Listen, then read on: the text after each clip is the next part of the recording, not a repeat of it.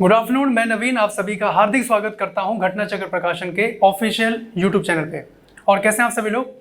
आशा करता हूं सब अच्छे से होंगे। सो गाइस, जैसे कि हम लोग जीएस पॉइंटर सेगमेंट को शुरू किए हुए हैं और इसमें हम लोग भूगोल खंड के बारे में बात कर रहे हैं, है ना। ये संपूर्ण ये जो श्रृंखला है जीएस पॉइंटर पे आधारित है। ये नज़दीकी अपने बुक स्टॉल पे आप परचेस कर सकते हैं, ऑफिशियल वेबसाइट से भी ऑर्डर कर सकते हैं, है ना। तो आप देख रहे हैं क्रमवार हम लोग इसमें बने हुए हैं और एक एक बिंदुओं को हम लोग समझने का प्रयास कर रहे हैं। और जीएस पॉइंटर हर विषय में अवेलेबल है। जैसे आप देखेंगे भारतीय इतिहास है, राज्य व्यवस्था है, सामान्य भूगोल, कृषि, सामान्य विज्ञान, यानी सभी जो आपके जीएस के विषय हैं सभी में ये अवेलेबल है। आप इसको ले सकते हैं, है ना। तो भारत का भूगोल के ऊपर हम लोग चर्चा कर रहे थे और उसी के ऊपर अब हम लोग कंटिन्यू करने वाले हैं। अगला खंड था हम लोगों का नाभिकीय, है ना।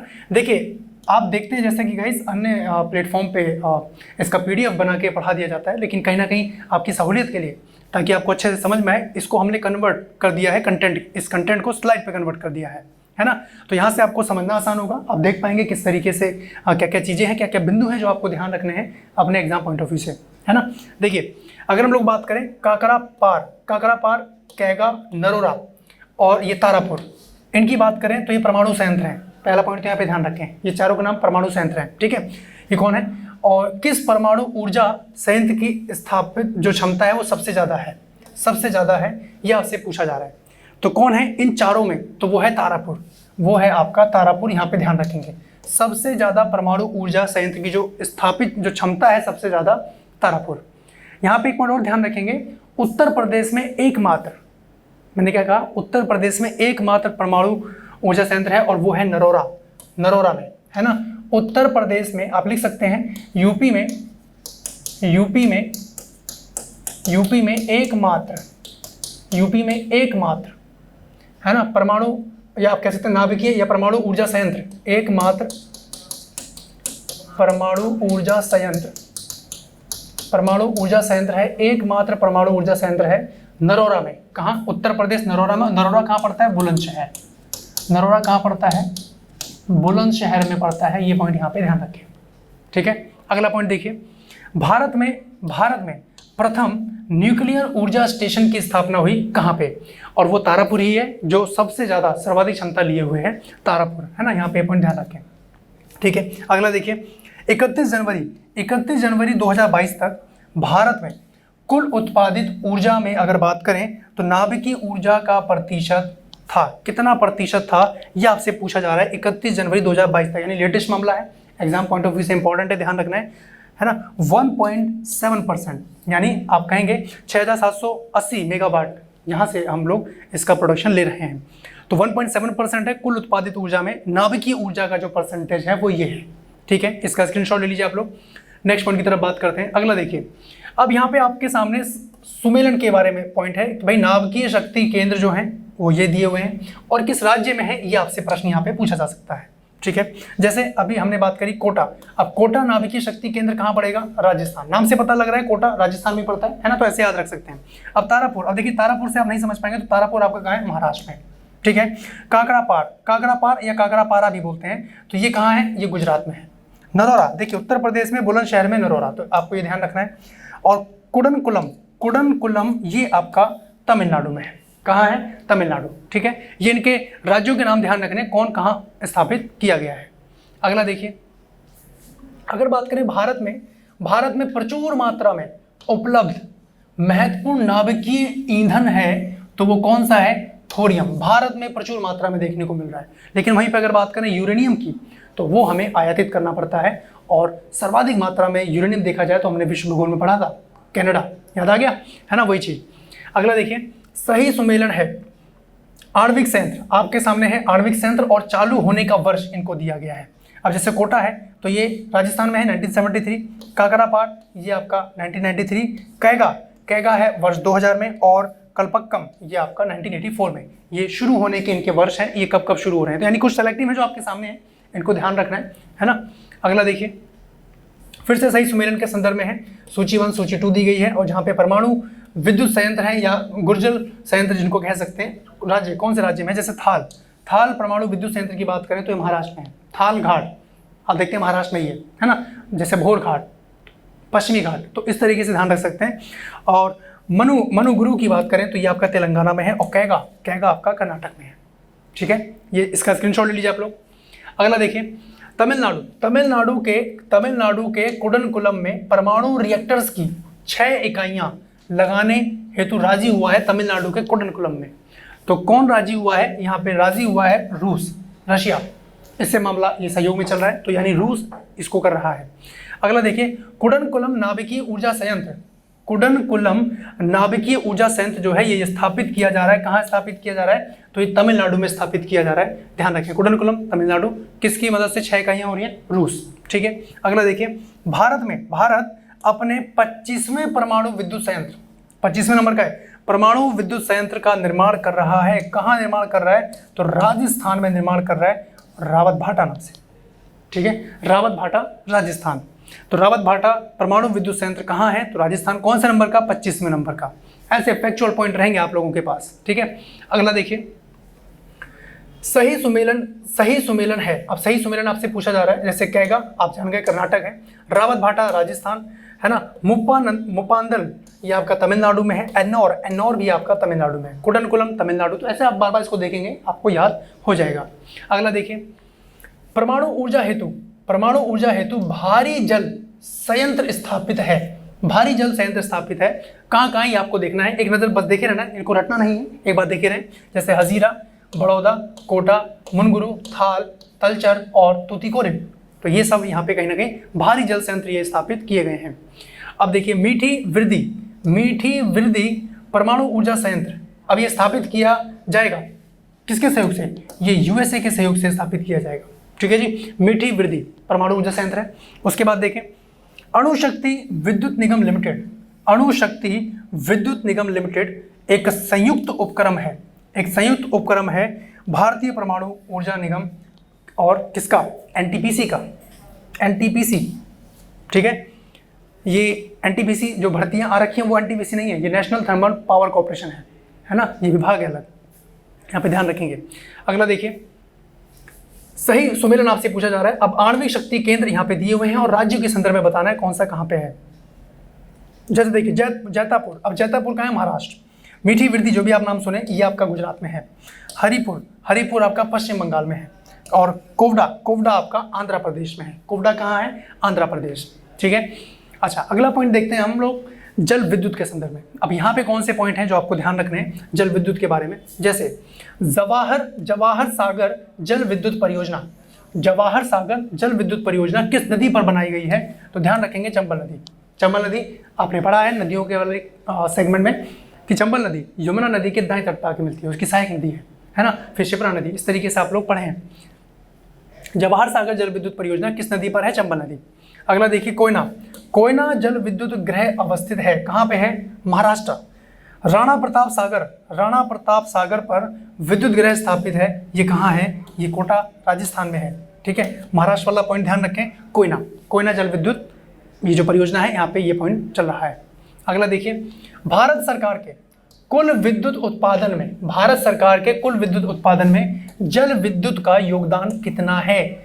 31 जनवरी 2022 तक का डेटा है ये, तो आपको अपडेटेड रहना है। कितना है? 11.77%, 11.77% आप कह सकते हैं जल विद्युत का योगदान है। किसमें? भारत सरकार के कुल विद्युत उत्पादन में। क्लियर है? बिल्कुल ठीक है। अगला देखिए, एनर्जी यानी ऊर्जा में मिसलेनियस वाले पॉइंट आपको ध्यान रखने हैं। जैसे सही सुमेलन है, अब ये स्थान यहाँ पे दिया हुआ है और ये ऊर्जा कौन सी है? जैसे पावागढ़, अब ये सौर ऊर्जा के लिए प्रचलित है, पावागढ़ है ना। अगला देखेंगे, ताता पानी, अब ये भूताप ये ऊर्जा के लिए है, और मुबदल ये आपका पवन ऊर्जा के लिए है। ये 3 पॉइंट यहाँ पे आप लोग इसको ध्यान रखें। अगला देखिए, किस राज्य में सौर ऊर्जा के विकास की सर्वाधिक क्षमता है? सौर ऊर्जा के विकास की सबसे ज़्यादा क्षमता है, कौन सा राज्य है वो? तो वो है आपका राजस्थान। सबसे ज़्यादा क्षमता राजस्थान लिए हुए, यहाँ पे ध्यान रखेंगे। अगला देखिए, भारत के किन राज्यों में पवन ऊर्जा के विकास की संभावनाएं अधिक हैं? कौन से वो राज्य हैं? तो गुजरात और राजस्थान। अगर हम लोग बात करें कि भारत के 8 राज्यों से कर्क रेखा होकर गुजरती है, तो कर्क रेखा मतलब कि वहाँ पे कहीं ना कहीं सूर्य की किरणें पड़ रही हैं, और अब देखेंगे भूमध्य रेखा से ऊपर की तरफ हम लोग मूव करते हैं 23.5 डिग्री रेखा। तो लगभग ये वाला जो बेल्ट है, मध्य बेल्ट जो आप देखते हैं, जहाँ पे राजस्थान, गुजरात, मध्य प्रदेश, है ना, छत्तीसगढ़, ये वाला जो बेल्ट पड़ता है यहाँ पे इनकी संभावनाएं अधिक हो जाती है। लेकिन फिर भी आप ध्यान रखेंगे पवन ऊर्जा के विकास की संभावनाएं सबसे ज़्यादा देखने को मिलेंगी तो कहाँ, गुजरात और राजस्थान। ठीक है, अगला देखते हैं। अब सही सम्मेलन आपसे पूछा जा रहा है, जैसे खनिज अन्वेषण अभिकरण, खनिज अन्वेषण अभिकरण, अब इसका मुख्यालय कहाँ है ये आपसे पूछा जा रहा है। जैसे तेल व प्राकृतिक गैस आयोग, तेल व प्राकृतिक गैस आयोग ONGC, है ना, तो ये आपका कहाँ है, ये नई दिल्ली में इसका मुख्यालय है। ठीक है, अगला देखिए खनिज अन्वेषण निगम लिमिटेड, खनिज अन्वेषण निगम लिमिटेड, अब ये कहाँ है, ये आपका नागपुर में है। ठीक है, अगला देखिए राष्ट्रीय खनिज विकास निगम, ये कहाँ पड़ेगा, ये आपका हैदराबाद में है। ठीक है, अगला देखिए राष्ट्रीय एल्यूमिनियम कंपनी लिमिटेड, ये कहाँ है, भुवनेश्वर में है। ठीक है, यहाँ पे पॉइंट ध्यान रखेंगे। अगला देखिए ऊष्मा विद्युत संयंत्र, पवन ऊर्जा संयंत्र और जल विद्युत ऊर्जा संयंत्र और नाभिकीय विद्युत संपन्न में से महाराष्ट्र का सतारा प्रसिद्ध है किस चीज के लिए।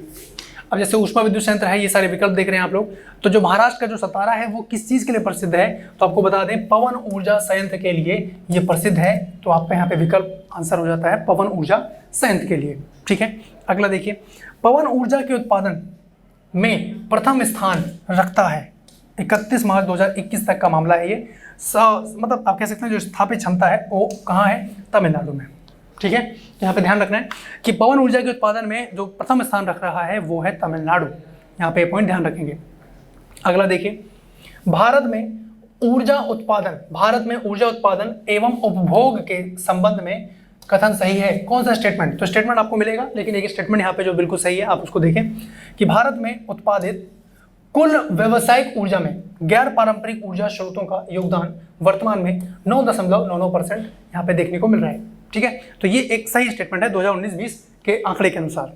अगला देखिए गुजरात, महाराष्ट्र, तमिलनाडु और कर्नाटक, इन राज्यों में से पवन ऊर्जा की एशिया की सबसे बड़ी परियोजना जिसकी क्षमता 150 मेगावाट की है वो स्थित है कहाँ है, इन 4 राज्यों की बात हो रही है, वो है तमिलनाडु। यहाँ पे ये पॉइंट ध्यान रखिएगा, Tamil Nadu would be your right answer. ठीक, अगला देखिए बंगाल की खाड़ी है, मन्नार की खाड़ी है, खंबात की खाड़ी है और कच्छ की खाड़ी है।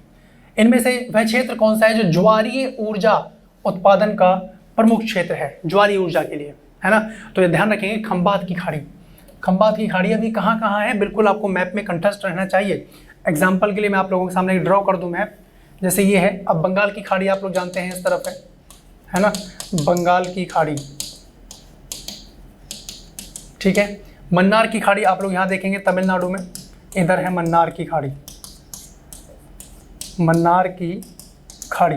उसके बाद अगला नाम आपके सामने आता है खंबात की खाड़ी, तो कुछ इस तरफ देखते हैं आप लोग, है ना, खंबात की खाड़ी,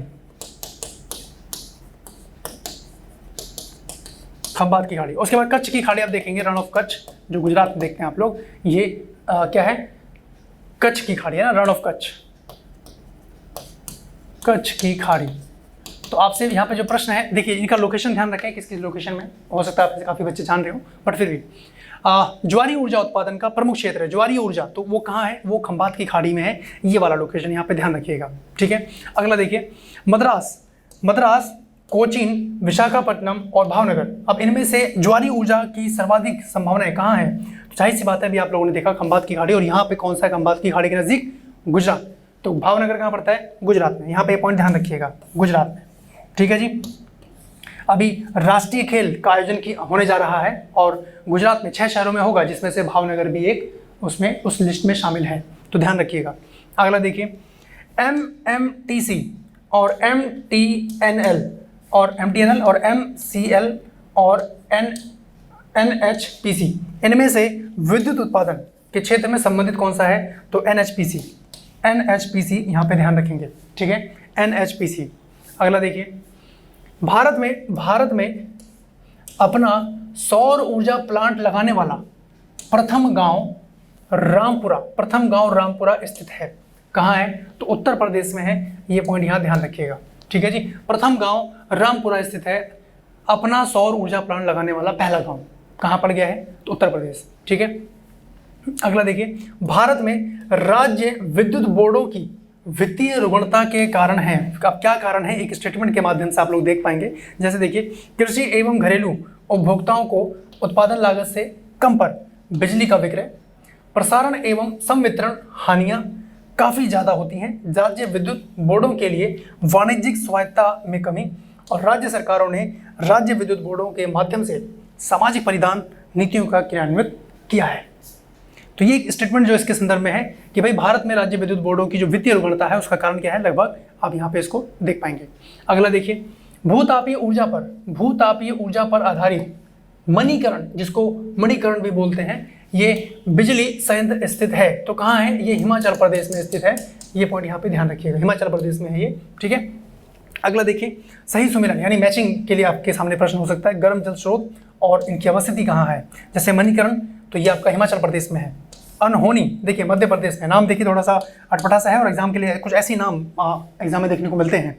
अगला देखिए, तप्त पानी ये आपका कहाँ है, उड़ीसा, ठीक है। अगला देखें, अब यहाँ पे फिर से सही सुमेलन है आपके सामने। उष्ण स्रोत हैं और भारत के राज्य, अब जैसे लसुंद्रा उष्ण स्रोत अभी कहाँ है, गुजरात। अबलोली और ये महाराष्ट्र में है। मणिकरण ये आपका हिमाचल प्रदेश में है, और सोहना ये आपका हरियाणा में है, ठीक है।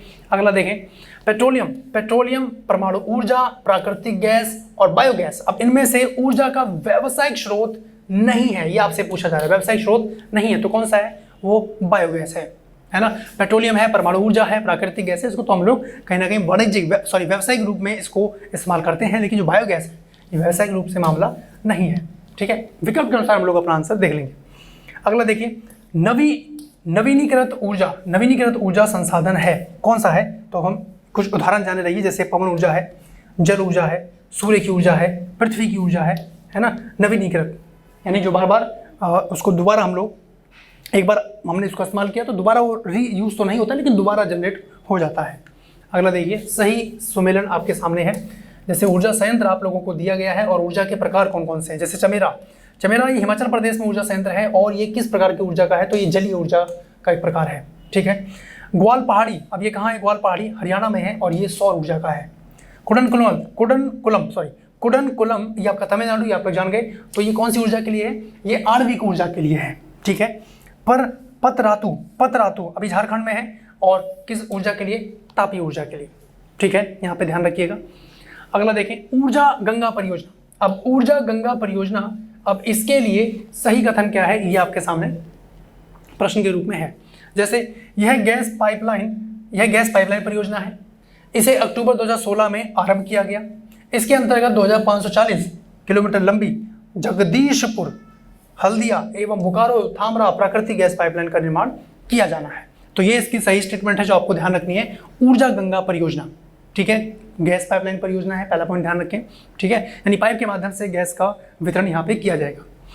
अक्टूबर 2016 में इसको स्थापित किया गया है, आरंभ किया गया है। और कितने किलोमीटर लंबी है, तो 2540 किलोमीटर लंबी जगदीशपुर हल्दिया बोकारो थामरा, ये सब प्राकृतिक गैस को लेके पाइपलाइन का इसमें निर्माण कर दिया गया है। ये सही स्टेटमेंट है, ध्यान रखिएगा। अगला देखिए, 100% सौर ऊर्जा पर चलने वाला भारत का पहला केंद्र शासित प्रदेश जो सौर ऊर्जा पे चल रहा है, कौन सा है, वो है दीव। दमन एंड दीव सुनते हैं आप, तो दीव यहाँ पे ध्यान रखिएगा।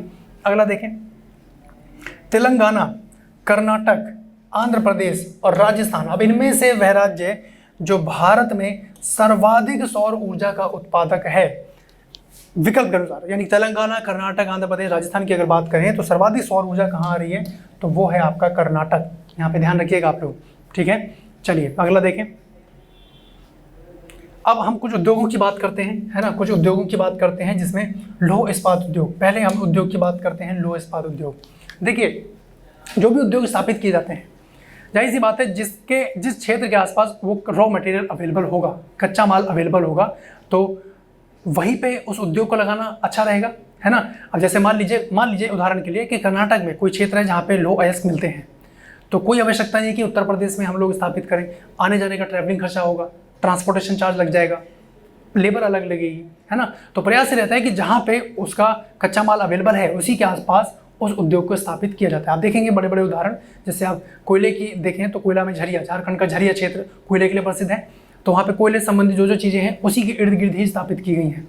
तो यही सारी चीज़ें हमें यहाँ पे ध्यान रखनी है, इसी का मिला जुला रूप। अब देखिए यहाँ पे और क्या क्या पॉइंट आपके सामने आ सकते हैं। अब जैसे लौह इस्पात उद्योग, अब जैसे बात करें स्टेनलेस स्टील, अब ये स्टेनलेस स्टील मिश्र धातु है, किस किस से मिलकर बन रही है, जिसमें लोहा, क्रोमियम और निकेल इनकी यहाँ पे कहीं ना कहीं मिश्र धातु के रूप में देखने को मिलता है। ठीक है, एक आपको पीतल कई बार देखने को मिलता है, पीतल, पीतल किस मिश्र धातु से बनता है, तो आपको ध्यान रखना है तांबा और जस्ता, तांबा और जस्ता, ये बहुत इंपॉर्टेंट है जो कई बार परीक्षा में आ जाता है। अब पीतल कई बार आप भूल सकते हैं, तो कैसे याद रख पाएंगे, जैसे ध्यान रखिए पिताजी, पिताजी शब्द से तो परिचित हैं बचपन से ही, है ना, तो पी से आप ध्यान रख सकते हैं पीतल, तांबा, जस्ता, ऐसे याद रख सकते हैं, यू गैस कैन रिमेंबर। ठीक है, अब जैसे स्टेनलेस स्टील है तो लोहा, क्रोमियम, निकेल, ये 2-3 बार आपको रिकॉल करना होगा। अगला देखिए धब्बा रहित, धब्बा रहित स्टील बनाने में लोहे के साथ प्रयुक्त तो होने वाली महत्वपूर्ण धातु कौन सी है, तो वो है क्रोमियम। तो यानी जो क्रोमियम, लोहा, निकेल इनके मिश्रण से हम लोग जो स्टेनलेस स्टील बना रहे हैं, इसमें क्रोमियम का उपयोग क्या है कि ये लोहे के साथ प्रयुक्त होने वाला एक महत्वपूर्ण धातु है जो धब्बा रहित स्टील बनाने को उत्तरदायी है। ठीक है, यानी आप देखते हैं बहुत क्लीन स्टील आप सामने निकल के आता है, तो वो यही है। अगला देखिए, भारत में कतिपय लौह इस्पात संयंत्र पश्चिमी तट में से होकर आयोजित किए गए हैं। ठीक है, इस उद्योग के ऐसे अवस्थितीय स्थानांतरण का प्रमुख कारण क्या है, पश्चिमी तट में से होकर आयोजित किए गए हैं जितने भी लौह इस्पात संयंत्र हैं ये, क्योंकि गोवा एवं मध्य प्रदेश के, देखिए गोवा एवं मध्य प्रदेश के कुछ भागों में उत्तम श्रेणी के लौह अयस्क निक्षेपों का मिलना और इस क्षेत्र से इस्पात निर्यात की तुलनात्मक सुविधा, भाई वहीं से हमें उसका रॉ मटेरियल मिल रहा है ना, उसी क्षेत्र के आसपास, और क्षेत्र से जो इस्पात निर्यात होगा उसकी तुलनात्मक सुविधा है, हमें ज़्यादा ट्रांसपोर्टेशन कॉस्ट नहीं देना है ना, ये चीज़। अगला देखिए, भारत में इस्पात उत्पादन उद्योग, अब इस्पात उत्पादन उद्योग जो है इसको आयात की अपेक्षा होती है, तो कौन सा है, तो ये है कोकारी, यानी कोकिंग जिसको बोल रहे हैं, ये कोयला के, यहाँ पे ध्यान रखना है। अगला देखिए, टिस्को जो कि जमशेदपुर में है, VSL जो कि भद्रावती है, HSL दुर्गापुर और HSL एक भिलाई भी है। इनमें से कोयले की स्थानीय आपूर्ति जो कि लोकल सप्लाई है ये उपलब्ध नहीं है। कहाँ उपलब्ध नहीं है, तो जो VSL भद्रावती है यहाँ पे कोयले की सप्लाई उपलब्ध नहीं है। ठीक है जी, कोयले संबंधित तो कोई भी पॉइंट आएगा वो आपको स्किप नहीं करना है। अगला देखिए, ऐसा क्यों, क्योंकि कोयला भी आप देखें अभी काफ़ी चर्चा में रहा कि उसकी आपूर्ति नहीं हो पा रही है और समस्या बन रही है, तो वो ये पॉइंट आपको यहाँ पे ध्यान रखना है। अगला देखिए, टिस्को ये जो पॉइंट देखा आप लोगों ने जो कि जमशेदपुर में है, तो ये जमशेदपुर पड़ता कहाँ है, तो जमशेदपुर है आपका झारखंड में, जमशेदपुर आपका झारखंड में है और वहीं पे टिस्को यहाँ पे स्थापित है। तो संयंत्र स्थित है कहाँ पे, टाटा नगर के नज़दीक, ये झारखंड में अवस्थित है, यहाँ पे पॉइंट ध्यान रखेंगे। अगला देखिए, राउरकेला, अब जो राउरकेला है ये राउरकेला इस्पात संयंत्र स्थापित किया गया था किसकी मदद से, तो जर्मनी की मदद से स्थापित किया गया था, यहाँ पे ध्यान रखेंगे, है ना। और तीसरी पंचवर्षीय योजना में इसको स्थापित किया गया, है ना, तो लिख सकते हैं आप लोग, यहाँ लिख दे रहे हैं तीसरी पंचवर्षीय योजना में इसको स्थापित किया गया, है ना। थोड़ा सा सिली है, थोड़ा सा फनी है याद रखने के लिए, so that you guys can remember, कि भूलने की वाली स्थिति बहुत बनती है। अब राउरकेला कहाँ, किसकी सहयोग से, कई बार प्रश्न आता है राउरकेला किसके सहयोग से, भाई केला ऐसे एक शब्द पकड़ लो, केला है, हमें परचेस करना है और मनी चाहिए उसके लिए, मनी यू हैव टू, आपके जेब में होना चाहिए, तो मनी जर्मनी, केला राउरकेला, तो कहाँ है, किसकी सहयोग से, तो जर्मनी, ऐसे याद रख सकते हैं। अगला देखिए, भिलाई स्टील प्लांट संयुक्त उपक्रम है किसका, रूस और भारत सरकार का, भिलाई, है ना। और भिलाई कहाँ पड़ता है, छत्तीसगढ़ में, छत्तीसगढ़, ठीक है जी। और राउरकेला ये आपका कहाँ है, उड़ीसा में, राउरकेला उड़ीसा, है ना, उड़ीसा है। अगला देखिए, चाय, जूट, लौह इस्पात और चीनी उद्योग, अब इनमें से वह उद्योग जो भारत के लिए सबसे अधिक विदेशी मुद्रा कमाता है कौन सा उद्योग है, तो देखिए यहाँ पे जो चीनी उद्योग है, यहाँ पे पॉइंट ध्यान रखना है, चीनी उद्योग और शीरा उद्योग ये जो है सबसे ज़्यादा विदेशी मुद्रा कमाने में हेल्पफुल रहते हैं 2018-19 की रिपोर्ट के आंकड़ों के अनुसार, यहाँ पे पॉइंट ध्यान रखना है। अगला देखिए, सही सुमेलन, आपसे सही सुमेलन पूछा जा रहा है। सही सुमेलन जहाँ पे देखिए भिलाई, अभी हम लोग देखे छत्तीसगढ़ है ना, दुर्गापुर ये आपका पश्चिम बंगाल है, जमशेदपुर ये आपका झारखंड है, और राउरकेला उड़ीसा। राउरकेला किसकी मदद से? जर्मनी की मदद से, ठीक है जी, राउरकेला जर्मनी की मदद से। और दुर्गापुर इस्पात संयंत्र जो बनाया गया पश्चिम बंगाल में, ये ब्रिटेन की मदद से बनाया गया, ठीक है जी। ऐसे याद रख सकते हैं भाई, पश्चिम बंगाल वेस्ट बंगाल में ही उनका दबदबा था, ऐसे कुछ याद रख सकते हैं। किनका? अंग्रेजों का, है ना। भिलाई छत्तीसगढ़, और भिलाई किसकी मदद से? रूस की मदद से बनाया गया है। तो ये 3 रूस है, तो ये 3 यहाँ पे आपको ध्यान रखने हैं जो तीसरी पंचवर्षीय योजना में ये लाए गए। उसके बाद फिर कई सारे बने, वहाँ पे ध्यान रख सकते हैं। जमशेदपुर अब ये किसकी मदद से बनाया गया, ये आप लोग कमेंट सेक्शन में कमेंट करके बताइएगा, ठीक है। उम्मीद कर रहा हूँ याद रख पाएंगे। अगला देखते हैं, इसका स्क्रीनशॉट ले लीजिए आप लोग।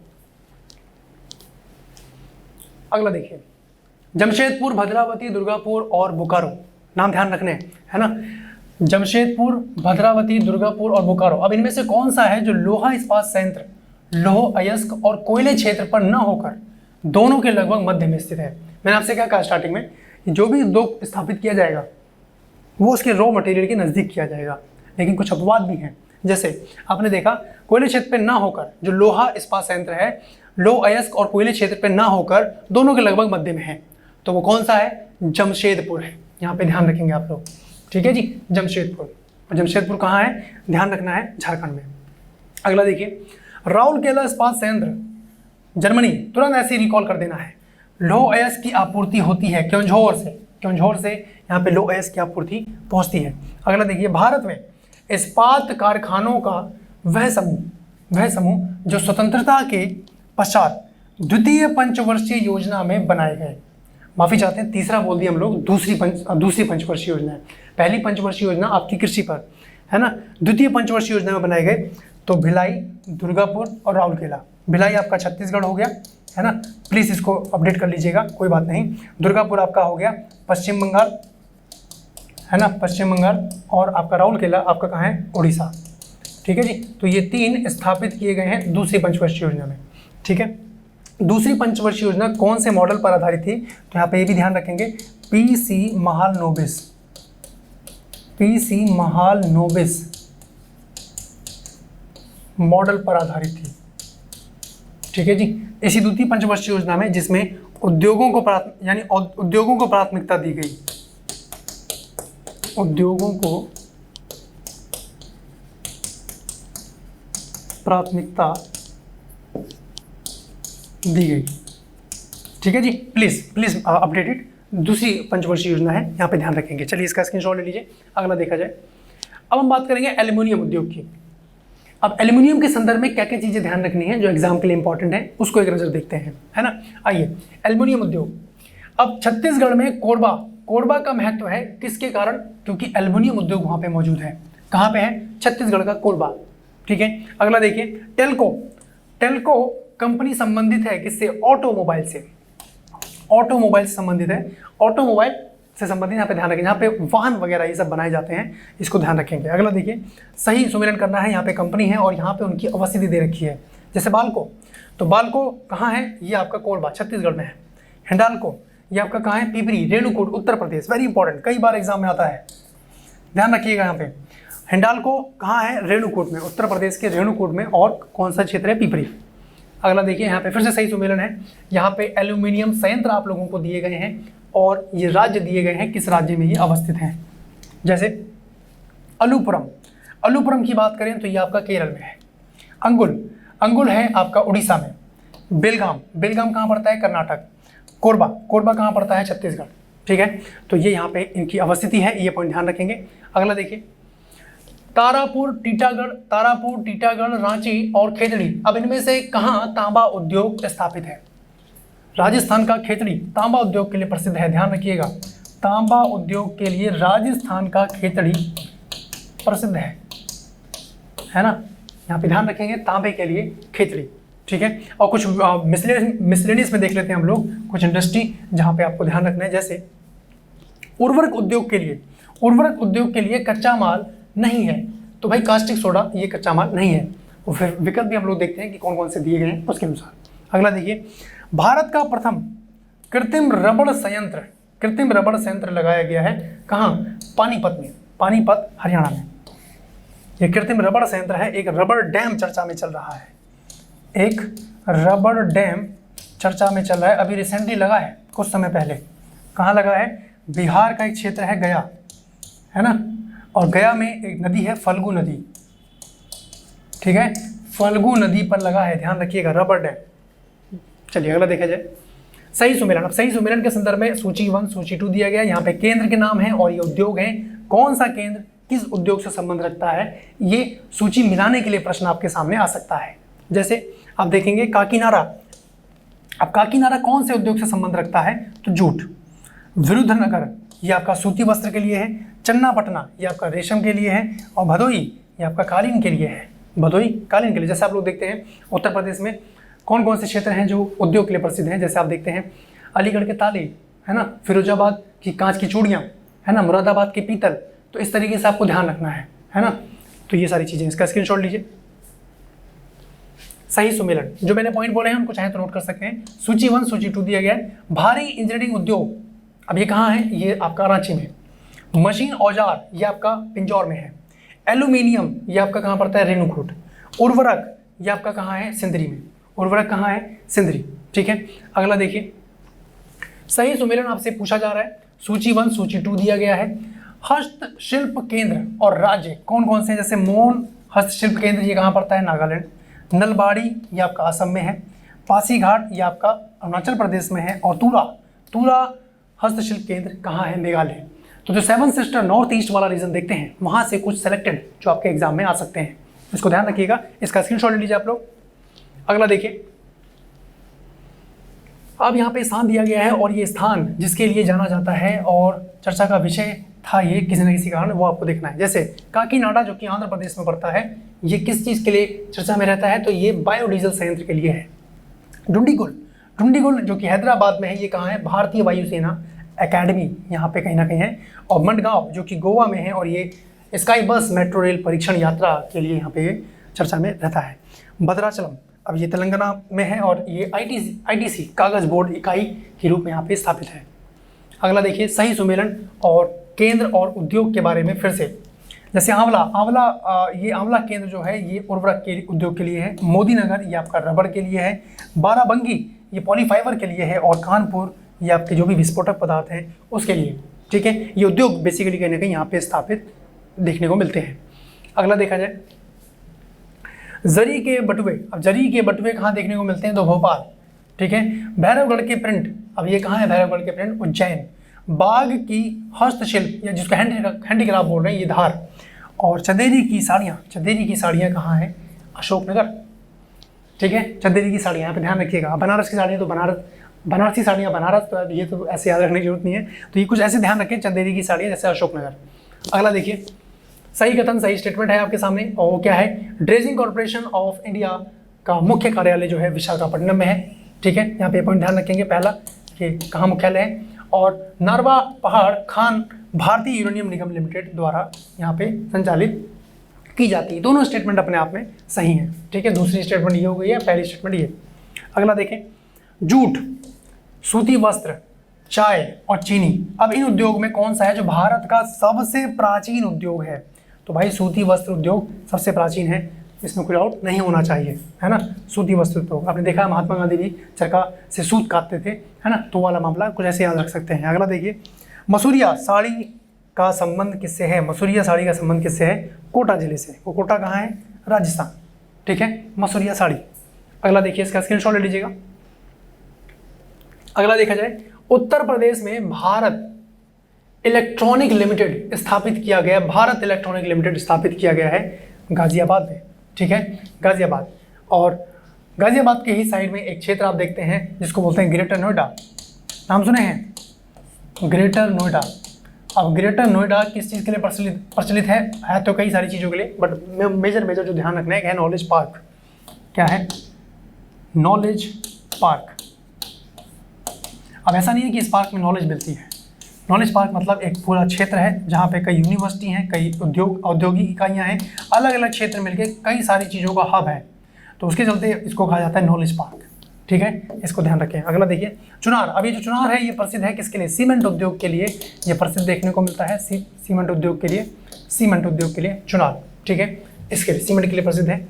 अगला देखिए world mineral production. World mineral production 2015-19, अब जो इसके आंकड़े हैं इसके अकॉर्डिंग अगर बात करें तो विश्व स्तर पर सीमेंट उत्पादन में भारत का स्थान कौन सा है? दूसरा स्थान भारत का है। तो पहला स्थान किसका है? कमेंट सेक्शन में कमेंट करके जरूर बताइएगा, है ना। जो भी आपको होमवर्क दिए जाते हैं उसको सिंसियरली, है ना, सीरियसली उसको किया कीजिए, ठीक है। यू नेवर नो, जब आप उस कार्यक्रम को कर रहे होंगे तो कई सारी चीज़ें हो सकता है आप अपने स्तर पे भी उसको प्रिपेयर कर पाएँ, है कि नहीं है। चलिए अगला देखिए बिहार में अगर बात करें डालमिया नगर जो है ये प्रसिद्ध है सीमेंट के लिए। बिहार में डालमिया नगर प्रसिद्ध है सीमेंट के लिए, ठीक है।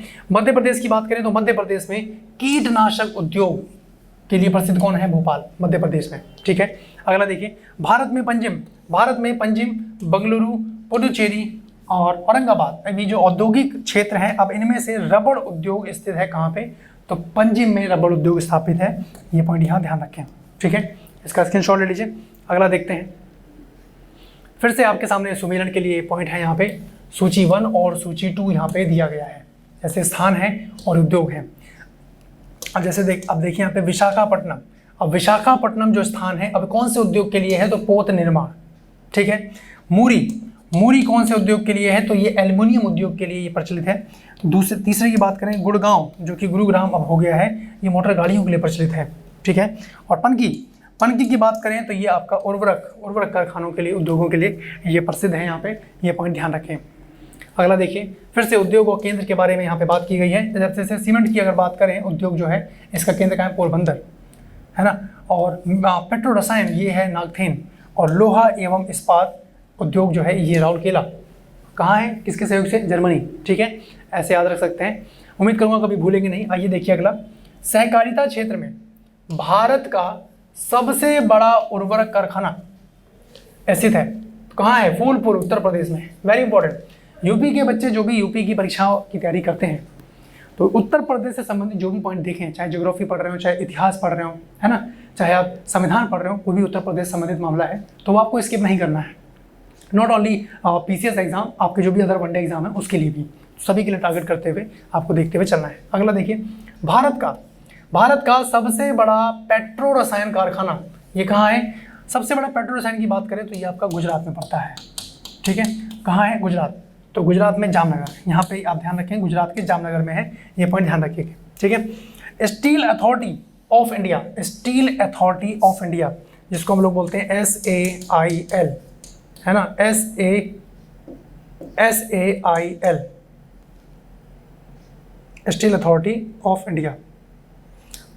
अच्छा वो अलग है, स्टील अथॉरिटी ऑफ इंडिया, ठीक है। इसकी स्थापना कब की गई है? ये 1973 में, 1973 में इसको स्थापित किया गया है, यहाँ पे ध्यान रखेंगे, ठीक है। अगला देखिए 1818 ईस्वी में पहला सूती वस्त्र कारखाना स्थापित किया गया। कहाँ?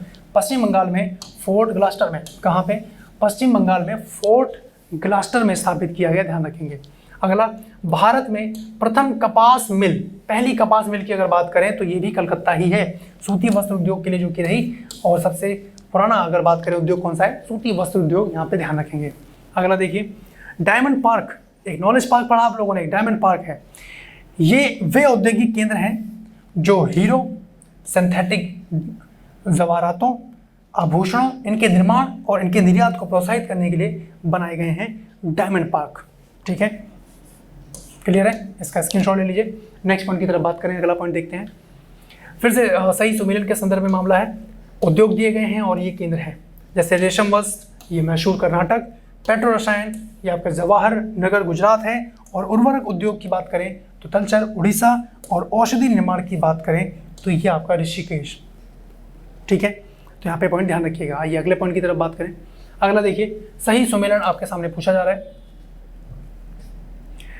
Steel authority of India limited. हाँ हम सही लिख रहे थे यार, सेल है ना, SAIL, steel authority of India limited. हाँ ठीक है, हम लोग सही लिख रहे थे इसका, ठीक है। आइए दिल्ली, ये आपका दिल्ली में है, यहाँ पे पॉइंट ध्यान रखेंगे। सेल, इसका मुख्यालय आप कह सकते हैं। हिंदुस्तान जिंक लिमिटेड, ये आपका उदयपुर में है। हैवी इंजीनियरिंग कॉर्पोरेशन लिमिटेड, ये आपका रांची है। और ट्रांसपोर्टेशन लिमिटेड, ये आपका कोटा में है। ठीक है जी, ये पॉइंट यहाँ पे ध्यान रखिएगा। आइए नेक्स्ट पॉइंट देखा जाए। अगला देखिए इसमें, पंजाब में हौजरी उद्योग के लिए प्रसिद्ध है। हौजरी उद्योग, अब ये कहाँ कौन है? लुधियाना। पंजाब की अगर बात करें तो लुधियाना ये रीजन है जहाँ पे हौजरी उद्योग सबसे ज़्यादा देखने को मिलता है। अगला, भारत में वह उद्योग जो पानी का सबसे बड़ा उपभोक्ता है ना, कौन सा उद्योग है भैया? वो है ताप शक्ति। ताप शक्ति यहाँ पे ध्यान रखेंगे। अगला देखिए, सही सुमेलन आपसे पूछा जा रहा है। सूची 1 सूची 2 दी गई है जहाँ पे उद्योग और स्थान के बारे में चर्चा है। अगली स्लाइड पे देखते हैं इसको। जैसे यहाँ पे देखें, कागज, अब कागज उद्योग के लिए कौन सा क्षेत्र है? तो टीटागढ़। ठीक है। सीमेंट उद्योग की बात करें तो ये लखेरी है। लोहा और इस्पात की अगर बात करें तो ये भिलाई आप देख पाएंगे। और खनिज तेल शोधनशाला की बात करें तो अंबाला मुकुल, यहाँ पे ध्यान रखेंगे आप लोग। ठीक है। अगला देखिए, देश में पेट्रो रसायन के उत्पादन का सबसे बड़ा केंद्र है वो है जामनगर। ठीक है, जामनगर पेट्रो रसायन का उत्पादन का सबसे बड़ा केंद्र। ठीक है। अगला देखिए, पारंपरिक साड़ी वस्त्र उत्पादन के लिए सुविख्यात है चंदेरी एवं कांचीपुरम। ठीक। अगला देखिए, बनारसी जरी और साड़ियाँ, ये राजस्थानी दाल बाटी चूरमा और तिरुपति लड्डू, भौगोलिक सूचना जिसको बोलते हैं जीआई टैग, ज्योग्राफिकल इंडिकेशन, इसकी स्थिति प्रदान की गई। किसको दी गई है? तो बनारसी जरी वाली साड़ी है और बनारसी जरी साड़ियाँ हैं और तिरुपति लड्डू हैं, इनको दिया गया है। ठीक है। जी, भौगोलिक सूचना जिसको बोलते हैं ज्योग्राफिकल इंडिकेशन, भौगोलिक संकेतक। जैसे अलीगढ़ के ताले हैं, वो जो ताले की क्वालिटी है वो अलीगढ़ के क्षेत्र में ही बन रही है ना। कल को किसी और लोकेशन पे बनना लगे और वो ये कह दे कि ये भी अलीगढ़ के ताले हैं, तो वो जो उनकी मेहनत है वो डिस्टर्ब ना हो जाए, इसलिए उनको जीआई टैग दे दिया जाता है। एक बार जीआई टैग मिलता है 10 वर्षों के लिए वो वैलिड रहता है, यानी 10 वर्ष के बाद उनको फिर रिन्यू करवाना पड़ेगा। ठीक है, तो ये पॉइंट रहता है इसमें। सो गाइज, आज के इस सेशन में इतना ही रखते हैं और नेक्स्ट क्लास में हम लोग यहीं से कंटिन्यू करेंगे जो भी सेगमेंट इसमें हम लोग देख रहे हैं, है ना। तो ध्यान रखें अपना, अच्छे से पढ़ाई करें। मिलते हैं फिर, बाय बाय, टेक केयर, जय हिंद।